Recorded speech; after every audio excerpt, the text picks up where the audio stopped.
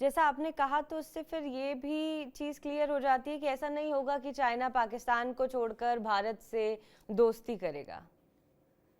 वो तो मुझे बिल्कुल ही नहीं लगता है, वो तो कभी हुआ इनफैक्ट अगर आप पहले भी जाए 1960 में 1970s में हुँ, चाइना का सपोर्ट पाकिस्तान के जो लिए हुआ है वो इंडिया को टारगेट और इंडिया को कंटेन करने के लिए ही हुआ है रीजन में।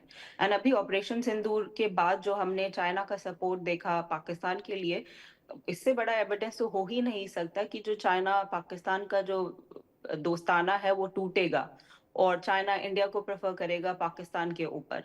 एंड इनफैक्ट मैं चाइनीज कमेंट्री देख रही थी और मैंने एक बात नोटिस की, ये बहुत ही स्पष्ट तरीके से चाइनीज कमेंट्री में था कि वांग ही इंडिया गए, अच्छा पार्टनरशिप की बात हुई है, लेकिन उसके फौरन बाद वो पाकिस्तान गए उन्हें भरोसा दिलाने के लिए कि हम पाकिस्तान को नहीं छोड़ेंगे इंडिया के लिए।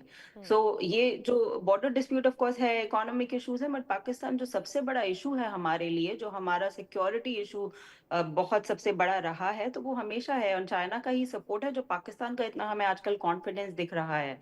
एंड जो डिसइंफॉर्मेशन हमने देखा वो बहुत ही कोऑर्डिनेटेड एफर्ट था।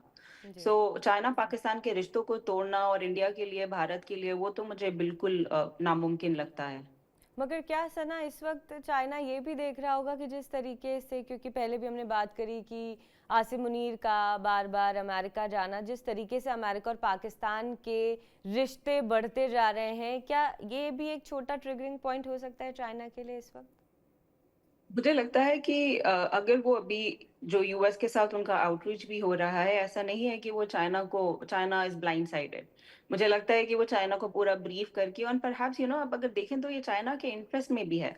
अगर यूएस पाकिस्तान के रिश्ते एटलीस्ट दिखते हैं ऑन द सरफेस कि हाँ ये रिश्ते थोड़े मजबूत हो रहे हैं और बेहतर हो रहे हैं पहले से, तो इसका सीधा मतलब है कि इंडिया और यूएस के रिश्तों में दरार आएगी। ये इंडिया का रेड लाइन, और इंडिया कभी भी एक्सेप्ट नहीं करेगा कि यूएस पाकिस्तान को प्रेफर करे ओवर इंडिया।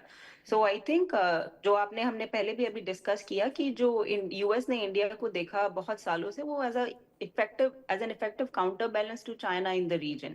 सो वो बहुत ही बड़ा सोर्स ऑफ कंटेंशन था चाइना के लिए।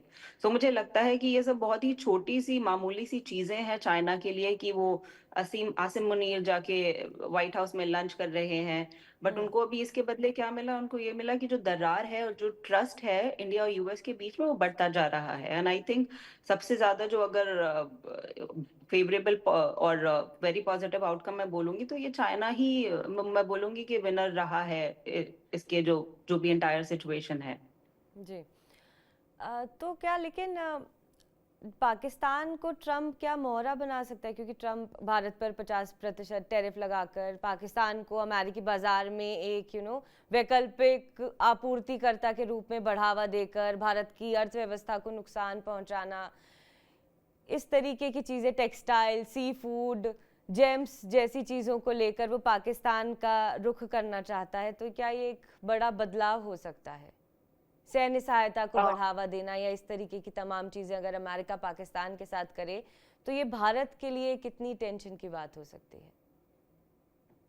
मैं मेरे हिसाब से तो ट्रम्प की क्या पॉलिसीज होंगी आगे, मतलब ये तो बहुत ही अनप्रिडिक्टेबल है एंड हमें ज्यादा पॉजिटिव नहीं रहना चाहिए कि पॉलिसीज जो हमारे फेवर में रहेंगी। अभी सिर्फ 8 महीने ही हुए हैं ट्रम्प को पावर में एंड इतना सब कुछ हो चुका है कि ऐसे लगता है कि बहुत साल बीत गए हैं। सो हम्म। मुझे ऐसा कुछ खास नहीं लगता है कि उनकी पॉलिसी में इंडिया के लिए चेंज आएगा या फेवरेबल रहेगी। सो हमें तैयार रहना चाहिए एंड मुझे लगता है कि भारत के पास विकल्प हैं एंड हम वही तैयारी कर रहे हैं कि कैसे हम उससे अमेरिका से थोड़ा सा डी रिस्क कर सकें कि हमारा इतना जो ऑफ कोर्स प्रॉब्लम तो है एंड बहुत ही बड़ी प्रॉब्लम है, 50% टैरिफ होना इंडिया पर, ये बहुत इकोनॉमिक इशू भी है और ऑल्सो सिक्योरिटी इशू भी है। सो बट मुझे लगता है कि इतना कुछ हम लोग जो भी रीजनल कंट्रीज हैं, भारत है और जो भी अदर कंट्रीज हैं रीजन में जिनके साथ इतना बड़ा टैरिफ थोपा गया है, आई थिंक टाइम लगेगा, परेशानी है, बट इंड्योर कर पाएंगे, इंड्योर कर लेंगे। विकल्प है और अदर कंट्रीज के साथ भी जो है वो इकोनॉमिक रिलेशन बढ़ाने की कोशिश जारी है। ऑफ कोर्स प्रॉब्लम रहेगी, बट मुझे लगता है कि हमें ये मानकर ही चलना चाहिए कि यूएस की तरफ से हॉस्टिलिटी ही रहेगी। एंड मुझे लगता है कि this is not about trade at all. जो ट्रम्प की तरफ से बात है वो यही है कि इंडिया ने, भारत ने उसको पीस ब्रोकर का खिताब नहीं दिया after Trump's claimed मेडिएशन in the India Pakistan conflict. तो मुझे लगता है कि वो उसी का बदला लिया जा रहा है। सो अभी हमें तैयार रहना चाहिए कि self sufficiency, strategic autonomy, multi alignment ही मुझे लगता है कि इंडिया की पॉलिसी आगे भी ऐसी ही रहेगी, और उसी पे ज्यादा फोकस अभी एटलीस्ट कुछ जो अगले महीने हैं उस पे रहेगा। जी।